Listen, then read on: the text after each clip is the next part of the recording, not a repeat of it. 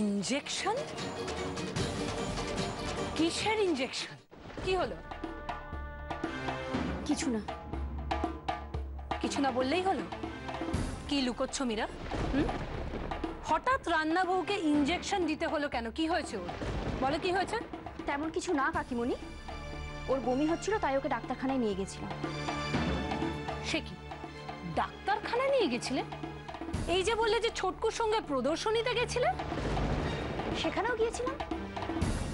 ও, তা সবার সামনে যে বললে না বড় যে ওকে ডাক্তারখানাতেও নিয়ে গেছিলে? বলার প্রয়োজন বোধ করিনি তাই বলিনি। সে তো তুমি কিছুই বলো না। বড় লোকের মেয়ে, নিজের মর্জির মালিক, স্বাধীন চেতা। তো যাকে যাক, কেন যেন রান্নার বউ ডাক্তারখানায় গেছিল কেন? কাকিমণি তোমায় তো বললাম ওর বমি হচ্ছিল তাই। সেটাই তো আমারও প্রশ্ন, বমি কেন করছিল? মানে? মানে এই যে বলা নেই কওয়া নেই একটা মেয়ে হঠাৎ করে বমি করতে শুরু করবে। কাকিমণি কার কখন শরীর খারাপ হবে, কতটা শরীর খারাপ হবে সেটা নিশ্চয় বলে কয়ে হবে না।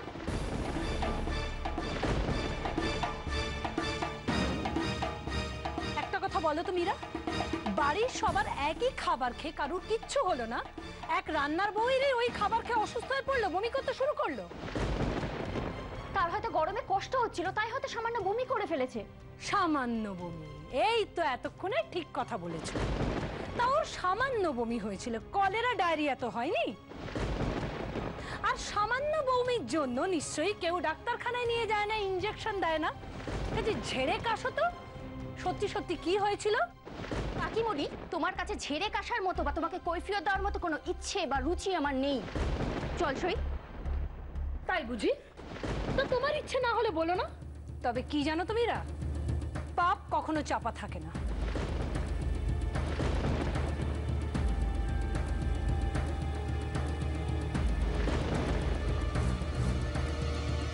পাপ? কিসের পাপ? কোন পাপ, কিসের পাপ সেটা নিশ্চয় তুমি খুব ভালো করে জানো। আর খুব শিগগিরই আমিও সেটা জেনে ছাড়বো, আর সবাইকে জানিয়েও ছাড়বো।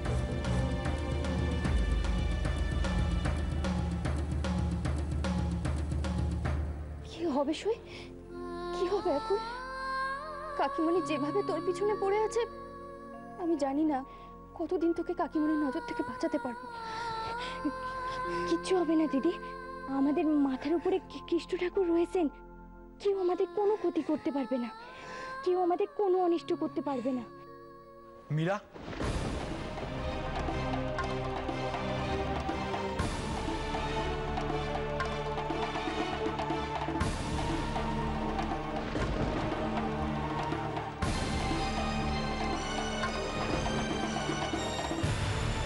কি হলো? তোমরা দুজনে এরকম কাঠের পুতুলের মতো চুপ করে দাঁড়িয়ে রইলে কেন? যেটা জিজ্ঞেস করছি তার উত্তরটা দাও। কি হচ্ছে কি ছোটকু? তোমরা কি জনে জনে এসে এভাবে আমাদের জেরা করবে? আচ্ছা আমরা কি ছোট বাচ্চা নাকি যে রাস্তায় বেরোবো আর হারিয়ে যাব? কথা ঘোরানোর চেষ্টা করো না মীরা। কাউকে কিছু না বলে সাত সকালে তোমার সইকে নিয়ে কোথায় গিয়েছিলে তুমি? আমি সইকে নিয়ে ডক্টরের কাছে গেছিলাম। তুমি তোর ফিজিক্যাল কন্ডিশন জানো। তো সেটা বলতে পারলে না? বাড়িতে এত লোক ছিল। আমি তোমায় আগেই বলেছি ছোটকু, এই ব্যাপারটা আমি বাড়িতে এখনই ডিসক্লোজ করতে চাই না। আচ্ছা আমি যদি বলে যেতাম তাহলে কি হতো? ওরা কি আমায় যেতে অ্যালাউ করতো? করতো না, ওটা অনেক কথা শোনাতো। আর ওরা যদি জানতে পারে আমার সই প্রেগনেন্ট তাহলে তোর কাজটাও চলে যেতে পারে। আর এখন এখন তোমায় হাজারটা প্রশ্ন করছে না মীরা? তুমি যেভাবে মিথ্যে কথা বলে গেলে তাতে তোমায় সন্দেহ করছে না? এভাবে বাড়ির সবাইকে টেনশনে নাও ফেলতে পারতে। আচ্ছা ছোটকু, বাড়ির সকলে কি সত্যি আমাকে নিয়ে এতটা টেনশন করছে? তুমি দেখে বুঝতে পারোনি? বাবা, মা, পিমুনি, আমি।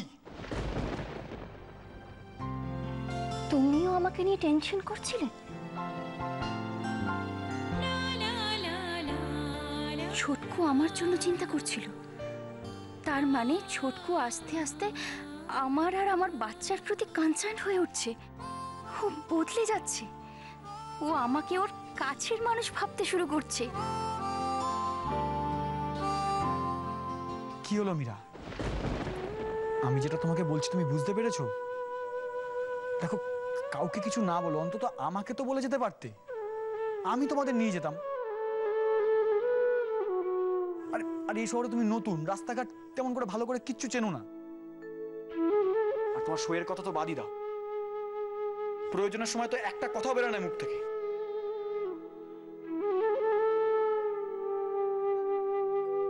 একটা বিপদ হলে কি হতো বলো তো? এবার থেকে কোথাও গেলে আমাকে বলবে, আমি তোমাদের নিয়ে যাব। কলকাতা বাবু আমাকে ডাক্তারের কাছে নিয়ে যাবে। হ্যাঁ, পোয়াতি স্ত্রীকে তো ডাক্তারের কাছে নিয়ে যাওয়া স্বামীরই কর্তব্য। জ্ঞাতে না হোক, অজ্ঞাতে যে আমার কলকাতা বাবু তার কর্তব্য পালন করবে গো।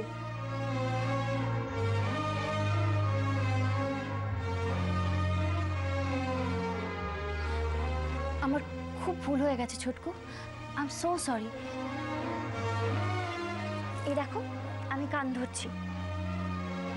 আর শুধু সরি কেন, তুমি তো আজকে আমাকে আর সইকে বাঁচিয়েছো। তাই আমার আর আমার সইয়ের তরফ থেকে তোমাকে একটা বিগ থ্যাঙ্কস। মীরা, একবার এসো, তোমার বাবা তোমায় ডাকছে। এই রে, বাবাও ডাকছে। সই, তুই একটু দাঁড়া, আমি গিয়ে বরং আরেক রাউন্ড বকা খেয়ে আসি।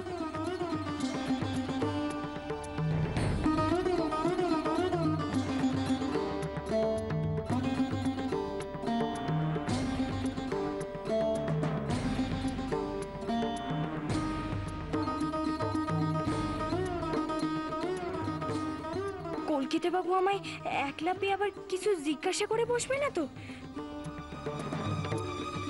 হে কেষ্ট ঠাকুর, তুমি এখন ভরসা।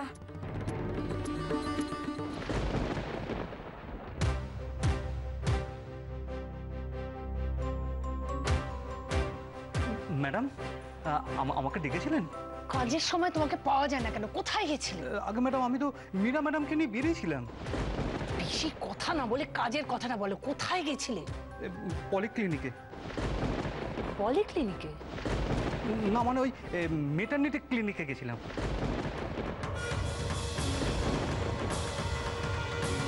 কি? ওখান থেকে কোথায় গেছিলে? কেন ম্যাডাম, ওখান থেকে সোজা বাড়িতে ফিরেছি। কিশোর সঙ্গে ছিল তো? না তো ম্যাডাম। সে কি? তার মানে ওরা এক্সিবিশনে যায়নি, ওরা মিথ্যে কথা বলেছিল।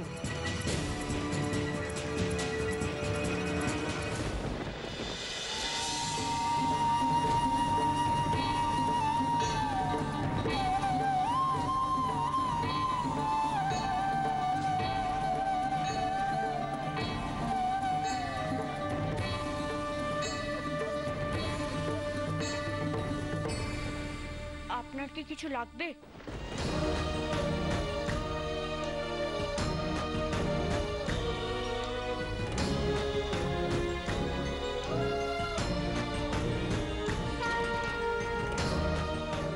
কেমন যেন চেনা লাগছে গলাটা, মনে হচ্ছে যেন আগে অনেকবার শুনেছি। কি জানি, নাকি নাকি নিছকই আমার মনের ভুল, বুঝতে পারছি না।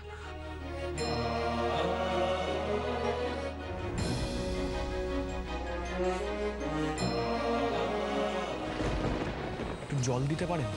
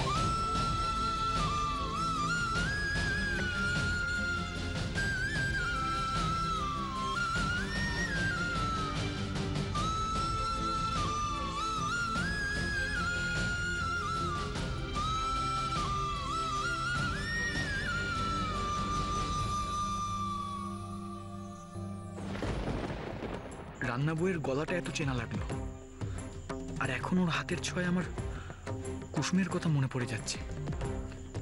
কেন? তাহলে কি রান্নার বই?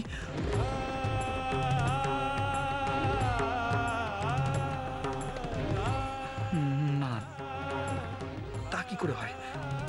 ইম্পসিবল।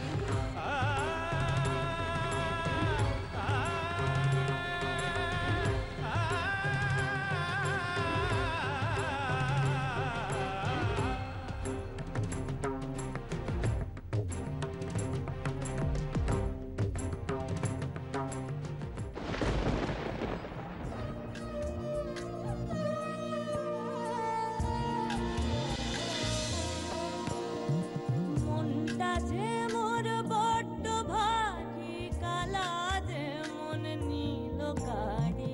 মনটা যে মোর বড্ড ভারী, কালা যে মন নীল কারি। তুমি এখনো আমাকে চিনতে পারলে না কলকাতা বাবু? এতদিনে বোধহয় আমার নামও বুঝি ভুলে গেছো তুমি। আমার মুখটাও মনে পড়ে না না তোমার? আর আমার ছোঁয়া তাও বুঝি আর চেনা লাগে না, তাই না কলকাতা বাবু?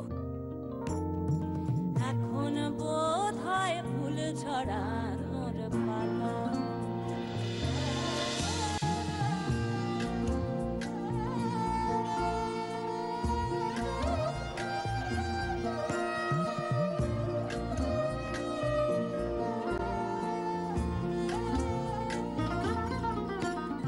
সই কি রে, কি হয়েছে? আচ্ছা, বকা খেয়ে এলাম আমি, আর এখানে দাঁড়িয়ে দাঁড়িয়ে কাঁদছিস তুই? তোমার কেউ বকলে আমার বুঝি কষ্ট হয় না দিদি? আর তাছাড়া আজ তো সব আমার নিজের দোষেই হয়েছে। তার মানে তুই তোর ভুলটা মেনে নিচ্ছিস, তাই তো? হ্যাঁ তো। তাহলে তো তোকে শাস্তি পেতে হবে। যা, ছাদ থেকে পিমনির বানানো আচারটা চুরি করে নিয়ে আয়।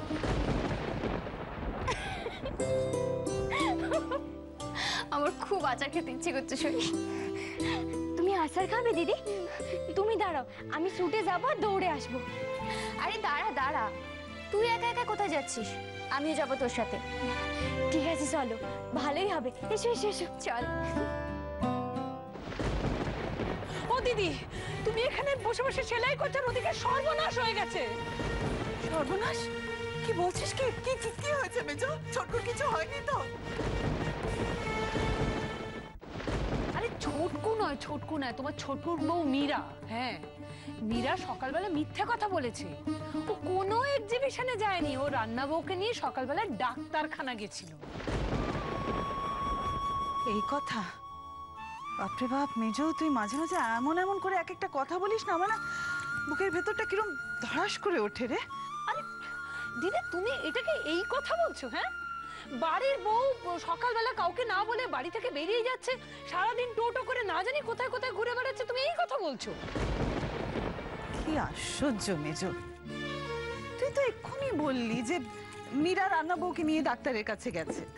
হ্যাঁ দিদি, কিন্তু মীরা তো নিজের মুখে ডাক্তারের কথাটা স্বীকার করলো না। ও তো বাইরে থেকে ফিরে এসে ডাহা মিথ্যে কথা বললো। আর মীরার জন্যই তোমাকে আর দাদাকে মীরার বাবা মার কাছে কত হেনস্থা হতে হলো বলো তো। আর ছোটকুকে দেখলে ঠিক সুযোগ বুঝে নিজের বউয়ের পক্ষ নিয়ে কথা বললো। আমি ভালো কথা বলছি দিদি, ছোটকুকে কিন্তু সামলাও, নাহলে কিন্তু আমার ইন্দ্রর মতো দশা হবে, আমি বলে দিলাম। আচ্ছা, ছোটকু তো ভালোই করেছে মেজো। ছোটকুর সঙ্গে গেছিল সেটা জেনেই তো মীরার বাবা একটু শান্ত হলো, নাহলে কত অপ্রস্তুত হতে হতো তোর দাদাকে বলতো। ছাড়ো, বাদ দাও, তুমি তো তোমার ছেলে বউয়ের কোনো দোষই দেখো না। কিন্তু রান্না বউ, আচ্ছা মীরা হঠাৎ করে রান্না বউকে নিয়ে ডাক্তারের কাছে কেন গেল বলো তো? হ্যাঁ, সেটাই আমি ভাবছিলাম মেজো। আমার মনে হয় কি জানিস তো, মেয়েটার শরীর খুব একটা ভালো নেই। কদিন আগে দেখলি তো কিরকম মাথা ঘুরে পড়ে গেছিল। সেজন্যই হয়তো মীরা ওকে ডাক্তারের কাছে নিয়ে গেছিল। হ্যাঁ দিদি, আমি বুঝলাম যে ডাক্তারের কাছে নিয়ে গেছিল, ওর মাথা ঘুরছিল, কিন্তু রান্না বউ বারবার বমিও করেছে। তা কি হতে পারে বলো তো?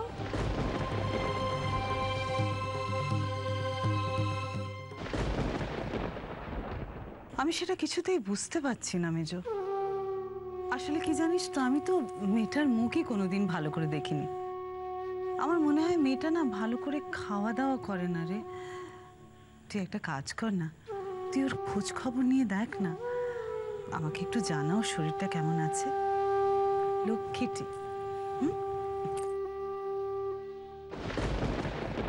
খোঁজ খবর তো আমাকে নিতেই হবে দিদি, সে তুমি বললেও নিতে হবে, না বললেও নিতে হবে।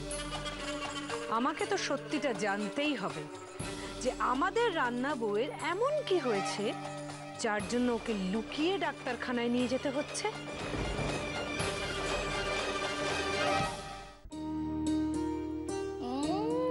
সই পিমনির হাতে জবাব নেই, দারুণ বানিয়েছে আচারটা। আমার কি ইচ্ছে করছে বলতো, পুরো বয়মটা আমি শেষ করে ফেলি। নে না তুইও খা। হ্যাঁ খাচ্ছি তো। হ্যাঁ গো দিদি, সত্যি খুব সুন্দর খেতে। জানো তো দিদি, আমার ঠাকুমাও না খুব সুন্দর আচার বানাতো। আমের আচার, কুলের আচার, তেঁতুল, চালতা। আর আর আমি আর মিঠু যখন চুরি করে আচার খেতাম, ধরা পড়লেই ব্যাস আমার মা পিঠের ওপর স্যালা কাঠ ভাঙতো। আচ্ছা দিদি, আমি আর তুমি যে আচার চুরি করে খেলাম, এটা যদি কেউ দেখে ফেলে তাহলে তো আমাদের। দেখে ফেললে দেখবে। আর তাছাড়া পিমনি তো এই আচারগুলো আমার জন্যই বানিয়েছে। জানিস পিমনির সব দিকে খেয়াল থাকে। হ্যাঁ দিদি, তা যা বলেছো। জানো তো, ভালো মায়ের দেখলেই না আমার মায়ের কথা মনে পড়ে যায়। আজ ভালো মা ছিল বলেই তো আমি এই বাড়িতে ঠাঁই পেয়েছি। আর আমি তোর মতো এত ভালো একটা সই। আচ্ছা সই, তুই তোর কলকাতা বাবুর কথা অনেক বলেছিস, কিন্তু তোর বাবা মার কথা তো কিছু বলিসনি। তারা কোথায় থাকে রে? আর কোথায় বাড়ি তোদের? কলকাতায় গিয়ে না এই মোহন টাকার নাম কিন্তু নিবি না, মনে থাকবো তো। আর ওই যে মিঠু না কি নাম বললি, সে কে? সেসব অনেক ফিরিস্তি, সে না হয় আমি তোমার একদিন গল্প করে সব শোনাবো। আচ্ছা দিদি, সত্যি করে একটা কথা বলো তো, আমার কি কোনো বড় অসুখ টসুখ হয়েছে নাকি গো? অসুখ? তোর অসুখ করতে যাবে কেন?